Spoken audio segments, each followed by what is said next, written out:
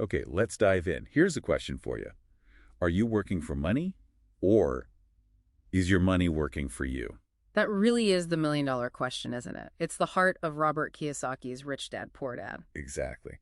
And for today's deep dive, we're looking at this book not just, as a financial guide, but more like a critique, a real challenge to how most of us are taught to think about money and security. For sure. Our mission here is to unpack these two clashing ideas he presents, the poor dad way versus the rich dad way. And how they force you, the listener, to really think about your own approach to wealth. Which path are you actually on? Let's start with the poor dad. This is the philosophy many of us inherit, right? It represents Kiyosaki's actual father. Highly educated, right? Stanford educated, I think. A professional guy. Yeah, high ranking. He preached the traditional route. Study hard, get good grades, find a secure job, the whole package, benefits, pension. Sounds pretty good. I mean, that was a dream for a long time. Stability, security. Yeah. It was the playbook, definitely. But Kiyosaki's point, and this is where it gets interesting, is that this advice, which made sense maybe after World War II, when companies seemed more stable. Exactly. He argues it's now, outdated, even dangerous, he says, like using yesterday's map for tomorrow's journey. A past tense strategy for a future tense economy. Wow. Okay, so what's the alternative then?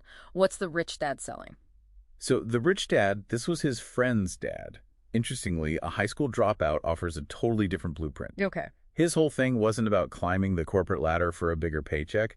It was about building or buying things, assets that make money for you. So the money itself does the work. Right. So your money starts working instead of you just working. But the definition part is key, isn't it? The asset versus liability thing. Oh, absolutely. That's like the core reframe. An asset, in Rich Dad's world, puts money in your pocket, period. And a liability. Takes money out of your pocket. Yeah. Simple as that. Yeah. And this really flips things around. Suddenly, you're questioning if your house, the family home, is truly an asset if it's mainly costing you money each month. That it forces a different calculation. So it's financial independence over just job security, managing risk, not just avoiding it, and learning constantly about money, not just getting degrees. Like street smarts matter. Which leads right into his idea of the rat race. You probably heard the term. Yeah, describe that a bit.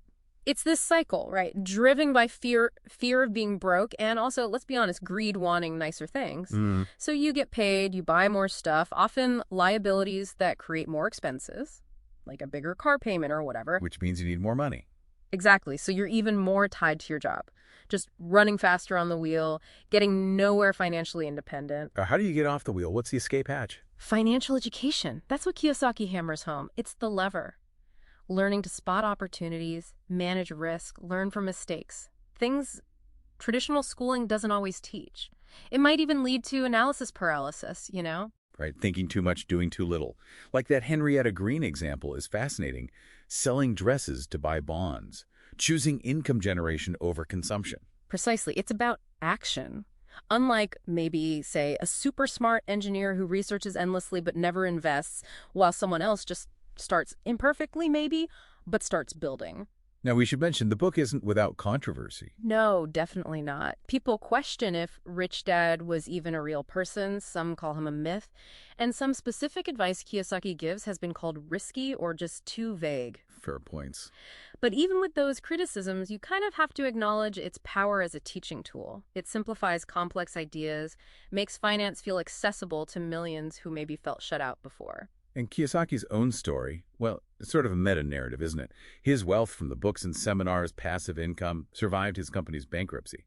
That speaks volumes, though controversially, about his own application of the principles. It does add another layer, yeah. So wrapping up, it really loops back to that first question.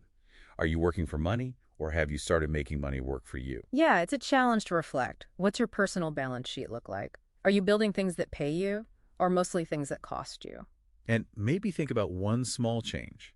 What's one tiny shift you could make, starting today, to lean more towards the rich dad way? Because understanding that asset liability difference, that's really step one if you want to escape that rat race. And we'll definitely be digging into more tools and strategies for doing just that in future deep dives. Welcome to the deep dive. Today, we're going to unpack a really core concept from Rich Dad, Poor Dad. It's the rat race. That feeling, right? constantly running paycheck to paycheck just to cover the bills. Yeah, exactly. Yeah. And there's often very little left for, saving or investing. It's this trap. And sometimes traditional education doesn't exactly help us avoid it. It might even set us up for it. That's a key point. It's often as much about a learned mindset as it is about just income level. So our mission today really is to explore how you can genuinely break free. Right. Making your money work for you. That's the goal. And crucially, how to spot some of the common pitfalls, the deceptive shortcuts that look appealing but aren't the real path out. So let's define it first. What is this rat race Kiyosaki talks about? It feels like more than just finances. Oh, absolutely. He presents it as a profound psychological and social condition, almost like a societal treadmill. A treadmill, yeah, that captures it. It seems to trap disproportionately the poor and the middle class. It does. And the image that comes to mind, maybe a bit dramatic but fitting, is the myth of Sisyphus. Ah, yeah, pushing that huge boulder up the hill. Only for it to roll right back down again. It's that feeling of endless, exhausting labor that doesn't actually build lasting value or get you ahead. So the counter to this, Kiyosaki's big idea, is this paradigm shift, right? Exactly. It's about shifting focus. The wealthy, he argues, acquire income-producing assets. Things like rental properties, businesses, intellectual property, stuff that generates cash flow. So contrasting those two mindsets, the rat race is work for a salary, acquire liabilities, seek job security. Right. Versus what he calls the investor's path, which is all about making money work for you, acquiring assets, and really seeking financial freedom. And this isn't like a totally new concept. History gives us examples. Definitely. I mean, think about John D. Rockefeller. His fortune wasn't built on a salary slip. No way. It was ownership, consolidation. Buying up oil refineries. Remember that story about him buying 22 out of 26 competitors in Cleveland in just 3 months? Incredible. Or Andrew Carnegie with steel, owning every single stage of production. And using downturns strategically to buy out struggling competitors. Their wealth came from owning the assets, the engines of value creation, not just working within the system for a wage. Which brings up maybe one of the most debated points in the book. What actually is an asset? Yes, the house discussion. Right. Kiyosaki controversially calls your primary residence a liability, not an asset. And that flies in the face of conventional wisdom, doesn't it? We're always told a home builds equity, provides stability, tax benefits. All true. But Kiyosaki's definition is super strict. An asset puts money in your pocket. A liability takes money out. And from that lens, a house, with its mortgage, property taxes, insurance, maintenance, it definitely takes money out each month. So what's the takeaway there? Is he right? Is he wrong? Well, I think a nuanced view is probably best. A home is certainly a valuable part of a solid financial strategy for most people. Stability, equity building, it matters. But it probably shouldn't be your only major asset. And maybe, more importantly, owning a home shouldn't blind you to the need for other income-producing assets if financial freedom is the goal. Okay, so the goal is passive income from assets. But, and this seems crucial, the source of that income matters immensely. Oh, absolutely paramount. Which brings us to, well, cautionary tales. Like Bernie Madoff. Exactly. The Madoff Ponzi scheme is just a chilling reminder. He promised these amazing, consistent, high returns, look like the ultimate passive income dream. But it was all smoke and mirrors, an illusion. Totally. The returns weren't generated by any productive assets or real investments. They were just paid out using money from new investors coming in. A classic house of cards, destined to collapse. And it tragically underscores the absolute need for financial literacy. For due diligence, you have to understand how an investment actually generates money. Right. You need to look under the hood. You really do. And this is where some critics push back on Kiyosaki. They argue that while his why, the motivation to escape the rat race, is powerful, his how can sometimes feel a bit oversimplified. Meaning it could potentially lead people toward risks they don't understand. Potentially, yes, if you don't do your homework. The desire for that easy passive income can make you vulnerable if you don't grasp the core principle. True assets generate value. They don't just shuffle money around from the next person in line. Okay, so bringing this all back to the listener, what does this mean for you? What are some concrete things you can do, starting now? Right, let's make it actionable. I'd suggest 3 things. First, just for 1 month, commit to tracking every single dollar. Income in, expenses out. See where your money is actually going. Awareness is step 1. Okay, track everything for a month. What's next? Second, pick up a book, a different book, maybe specifically about a type of passive income stream that interests you. Could be real estate, could be dividend stocks, whatever. Learn the actual mechanics. Kiyosaki gives the why, now you need the how. Get specific knowledge. Makes sense. And third, Third, dedicate just 1 hour a week. That's it, 1 hour, to researching a new investment opportunity. Even if you can't invest yet, just build the knowledge. It reduces fear and gets you ready for when you can act. track, learn the mechanics, research consistently. Good steps. It's about building momentum. Okay, so let's leave everyone with a final thought to chew on. Maybe the biggest risk isn't actually taking calculated action, learning as you go. Right. Maybe the biggest risk is doing nothing at all, staying uninformed, staying stuck on that treadmill, and letting your financial future just happen to you.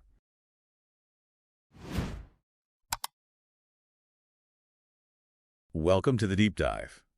Today we're jumping into something really provocative from Rich Dad, Poor Dad, Episode 3. It's this idea, a whole new way of looking at wealth that kind of flips the script on assets and liabilities. That's right. Our goal here is really to pull out the essence of Kiyosaki's framework. It's all about cash flow, and it gives you, well, maybe a different set of rules for building wealth. Forget traditional accounting for a moment. Okay, let's get into it then. Kiyosaki keeps it almost radically simple, doesn't he? An asset puts money in your pocket, period. And a liability takes money out. Exactly. It's super straightforward. But it's not quite what your accountant might say, right? Definitely not. This isn't formal accounting practice, where assets are defined by ownership or like balance sheet value. Kiyosaki's giving us a mental model. It's for making personal choices. The question he forces you to ask is buying this thing helping me get financially free, or is it locking me in? Right. Dependence versus independence. And this leads straight to his most, let's say, debated claim. The big one, that your own home, your primary residence, is often a liability. Yeah, and that really throws people. But if you follow his logic, money in versus money out, it makes sense from his perspective. Think about it. Your house usually means mortgage payments, property taxes, insurance, repairs, upkeep. All money flowing out. Every month. Precisely. Now, traditional thinking focuses on equity, appreciation, and those are real factors, absolutely. But Kiyosaki draws a sharp line between that and, say, a rental property you own. An investment property. Exactly. One that brings in rent checks, cash flow positive. So for him, it's all about the function of that property in your financial life. Is it feeding you or are you feeding it? Okay, so how do you actually, track this? See where your money is going according to this definition. Well, he uses a really simple tool, basically a personal financial statement. Just 4 boxes: income, expenses, assets, liabilities. And when you map your own finances onto this, using his definitions of asset and liability, you start to see patterns emerge. Very different patterns depending on financial habits. Ah, so it reveals how different people handle money. Totally. You can see the pattern for, say, the poor, where income comes in and pretty much goes straight out to cover expenses. Not much stays. Then there's the middle class pattern, as he describes it. Often a good salary comes in, but it gets immediately channeled into paying for liabilities, maybe a bigger mortgage, car payments, student loans, what he famously calls the rat race. The rat race. Okay, describe that a bit more. It sounds exhausting, like running hard but staying in the same place financially. That's a good way to put it. Imagine getting a pay rise. Woohoo. But instead of using that extra money to buy something that generates more money, like a stock or a small rental. You upgrade the car, get a slightly bigger house. Exactly. So your income goes up, but your expenses and liabilities go up right alongside it. You're still dependent on that next paycheck just to keep the wheels turning. You're working harder, maybe, but not necessarily getting ahead financially. Whereas the rich, in his model, they use their income to buy assets first. Things that generate more income, so the assets start paying for the liabilities or just generating more wealth, the money starts working for them. it really sounds like a way to diagnose your money habits, your maybe underlying beliefs about money.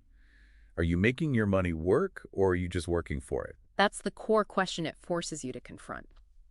And speaking of how money works, or it doesn't work for you, debt plays a huge role here too. And Kiyosaki, well, he has a pretty unique take on debt as well. Oh, absolutely. He doesn't just say debt is bad. He splits it. He talks about bad debt. That's usually consumer stuff, credit cards for vacations, fancy cars that lose value, things that drain your pocket. Right.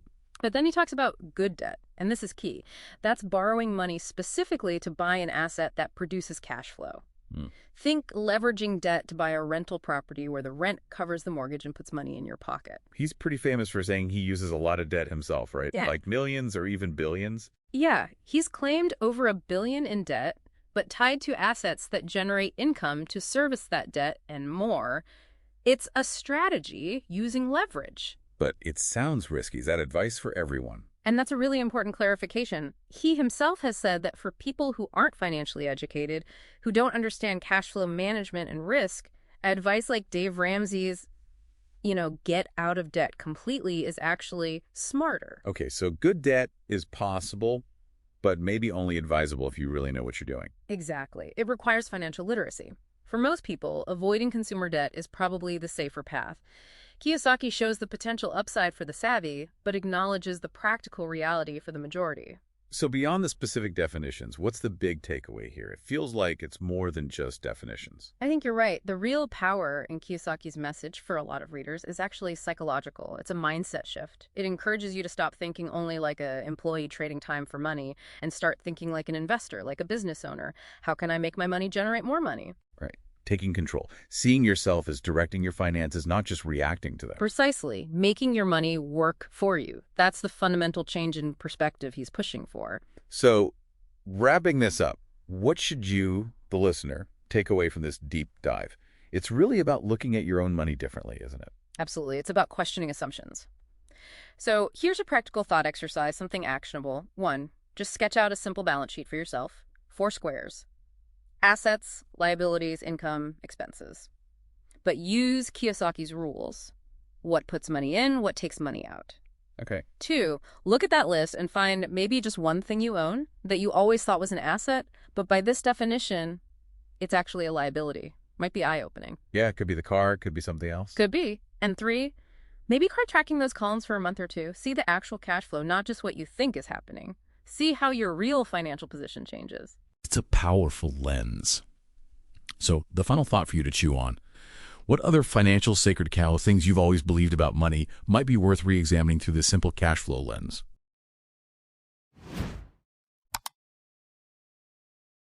Okay, let's unpack this. What if everything you thought about earning money, about paying taxes, was kind of, well, backward? Yeah, it's a really provocative idea, isn't it? From Rich Dad, Poor Dad. Exactly. Wow. We're doing a deep dive into that, specifically Lesson 4. It's really shifted perspectives for a lot of people. Definitely. Our mission today, let's dig out those strategic nuggets. How the wealthy might use corporate structures, different mindsets, basically trying to give you a shortcut to understanding this shift. Sounds good. It's a fundamental difference, he points out. Right. So Kiyosaki talks about this core mechanical difference, Yeah. the sequence. For employee, the poor dad view is pretty straightforward, right? You earn, then the tax man comes. Yep, you pay taxes. And then you get to spend whatever's left. That's the standard model most of us know. But for the business owner, using a corporation, the rich dad way it's flipped, they earn, then what? Then they spend. On legitimate business expenses, of course. Ah, okay, spend first? Spend first. And only then do they pay taxes on what's left over, the profit. So earn, spend, tax. Completely inverted. Exactly. And what's fascinating, I think, is that this isn't some, minor loophole. It's a profound, legally supported advantage. Legally supported. Okay. Yeah. It fundamentally changes how quickly you can reinvest capital. Because every dollar spent on a real business need is essentially a pre-tax investment. Which means it grows faster than if you or I tried to do the same thing with post-tax money. Precisely. Think about like a $2,000 computer. If you buy it as an employee. I need to earn, what, maybe $2,800 before tax to have that $2,000 clear in my account? Something like that. Right. But the corporation, it buys that same computer as a business expense. Yeah. Uses $2,000 that the government hasn't even taxed yet. So it reduces its taxable profit by that amount. Correct. The system is sort of set up to incentivize business spending before taxes get calculated. That's a perk wage earners just don't get. Okay, those mechanics are powerful. But reading between the lines, it feels like Kiyosaki's saying it's more than just tax rules. There's a deeper thing going on. Oh, absolutely. That's a crucial point. He argues it really boils down to, like, 2 different operating systems in your head.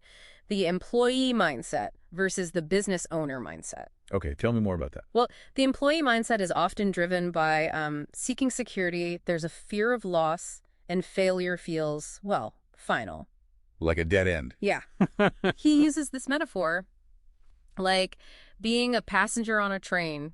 You're on a track, someone else laid out. Following the route, okay. Whereas the business owner, driven by control, risk is seen as something you calculate, you manage, and failure. That's just data. It's learning. So, not a passenger. Definitely not. More like the conductor, the engineer, Mm. even the architect designing the whole route, laying the track while driving the train. Wow. Okay, so if that's the mindset difference, how does that change something basic like security? Because job security, that was the dream for generations, wasn't it? That whole organization man thing. It totally reframes it, that old idea of job security, which honestly feels pretty fragile now. Right, in today's world. Yeah, it contrasts sharply with what he'd call financial security or financial freedom. Which means? That's where your income from assets, things you own that make money passively, actually covers your living costs. It's about building income streams you control. Diversified streams, not just one paycheck from one employer. Exactly, that old model. One job for life. It's mostly gone. Relying on that single source is actually, well, it's pretty high risk now. Okay, that makes sense. But we should probably add a little nuance here. I mean, Kiyosaki's book simplifies things, right? Corporations aren't just magic wands. Oh, definitely not. They're powerful, yes, especially for liability protection, keeping your personal stuff safe if the business gets sued. Right, separating personal and business risk. And tax efficiency, like we discussed. But they need real expertise. Setting them up, running them correctly, it's not trivial. Good point. So it's not necessarily about quitting your job tomorrow. No, not at all. Actually, a much more prudent approach often is building a kind of bridge, like a side hustle. Testing the waters. Exactly. Validate your idea. Start building some revenue without just ditching your main income stream. There are even studies, Oh, yeah? suggesting that this gradual approach, it can have something like 33% lower odds of failure compared to just jumping in feet first, going all in immediately. Lower failure rate. Yep. That makes sense. A smarter transition. Much smarter, yeah. More controlled. So, okay, pulling all this together, Mm. what's the big takeaway here? It feels like it's about more than just, dollars and cents. It feels philosophical. I think it is. It really raises an important question for everyone listening, doesn't it? Are you cultivating that psychological resilience you need to handle uncertainty? And are you willing to use the tools? Right. Strategic tools like corporations, but smartly with professional help to actually build something lasting. It's about how you think, how you approach the whole game. Exactly. So maybe the final thought for you listening is, what's one small step, just one thing you could do this week to start moving from being just a passenger towards maybe laying down even a tiny piece of your own track, something to think about. Welcome to the Deep Dive. Today we're exploring Rich Dad, Business Ownership Power, and really focusing on a fundamental shift in financial identity. Yeah, this is definitely for you if you've ever questioned, the traditional career path or even the whole idea of job security. Right. Our mission here is to understand that strategic move, that transition from just owning a job to, well, building a system that works for you. And this is where a core insight really lies, isn't it? Mm-hmm. We're talking about Kiyosaki's cash flow quadrant. Mm-hmm. Specifically, the difference between being self-employed, the S quadrant, and a business owner, the B quadrant. That's the crucial distinction. Because an S quadrant person, they're their business, right? Huh. If they say take a year off, Mm-hmm. there's basically no business to come back to. Exactly. It stops when they stop. Now, contrast that with a B quadrant owner. They build a self-sustaining system. A system. Good. And they hire people to manage that system. So they could, theoretically, take that year-long vacation. And come back to fine. It might even be more profitable than when they left. Because the system kept working. That's a huge philosophical leap. It's working on the business, not just in it. Precisely. You're decoupling your time from your income. That's the core idea. So how does that really change your earning potential, moving from S to B? Oh, it's significant. In the E, employee, and S, self-employed quadrants, you're basically capped. You trade time for money. Your hours limit your income. Right. But B quadrant owners, they unlock potential by leveraging, well, products or, more often, the labor of employees. Okay, like an example. Think of a photographer. As an S, they take photos, get paid. As a B, they build a photography business, hire other photographers, take on way more clients. Multiplying their capacity. Exactly. Or, think about modern stuff like dropshipping. You can literally make sales while you sleep because the system handles it. But, that idea of leaving job security, that scares a lot of people. It feels like the safe bet. It does, and that raises a really important point. But is job security really that secure anymore? Kiyosaki argues, and I think recent events show, it's largely a product of a past era. You look at the big tech layoffs, Google, Meta. Yeah, those are huge. Loyalty, even high performance, just doesn't guarantee security like maybe it once did. That old industrial revolution model of employer-employee relationship, it's fundamentally shifting. So the alternative is building your own system. You mentioned McDonald's earlier, or rather Kiyosaki does. Yeah. It's not about the hamburger itself. Exactly. That metaphor is perfect. McDonald's value isn't a better burger. It's the incredibly efficient, repeatable system. Supply chain, operations, marketing, the whole thing. The whole machine. And that thinking applies anywhere. The B owner is like an architect designing this machine that runs independently. But it does require specific skills. Like what? Well, ownership and control of that system, obviously. The ability to lead people, that's huge. And, critically, financial literacy. Because money management trips people up. It really does. A sobering stat. Something like 29% of new businesses fail just because they run out of cash. Planning is essential. It sounds compelling, definitely. But we have to be realistic. It's risky, right? And Kiyosaki himself, his work isn't without critics. Absolutely. No sugarcoating it. The data shows, about 22% of businesses fail in the first year? Nearly half within 5 years. Wow. So yeah, it's not a get-rich-quick path, not at all. And people do debate the rich dad figure. Is it real? Is it a parable? A narrative device, maybe. Perhaps. But the power of the book, I think, is how it challenges your thinking about money. The key isn't just being a risk taker. It's being a smart risk manager. Meaning? Knowing what you can afford to lose. Having a plan B. Using things like insurance. Calculated risks. Okay, so if you navigate those risks, what's the real payoff? Why embrace this whole ownership thing? Ultimately, freedom. Financial freedom, personal freedom. There are tangible benefits like tax advantages businesses often get, building equity in something you own. An asset that can grow. Exactly, and maybe even be passed down. But just as important, maybe more so for some, are the non-financial things. Like autonomy. Yeah, setting your own schedule, pursuing your vision, building a company culture you believe in. It's about controlling your own destiny, fundamentally. Okay, let's bring it home. For someone listening, what does this all mean? What's like one actionable thing they can take away today? First, really start thinking differently about your finances. Ask, is this thing an asset putting money in my pocket or a liability taking money out? That simple shift is powerful. Asset or liability, got it. Second, prioritize financial education. Actively learn about cash flow, taxes for businesses, investing, and maybe most importantly, cultivate that ownership mindset. Wow. Start thinking like an architect, not just a laborer. Look for opportunities, even small ones, to build systems and lead people effectively. All right, here's a final thought for you, the listener, to maybe chew on. Yeah. If the whole idea of a job as we knew it is changing, what new systems are you willing to build to secure your own future? Yeah, how can you start, maybe even in small ways, to decouple your time from your income starting right now?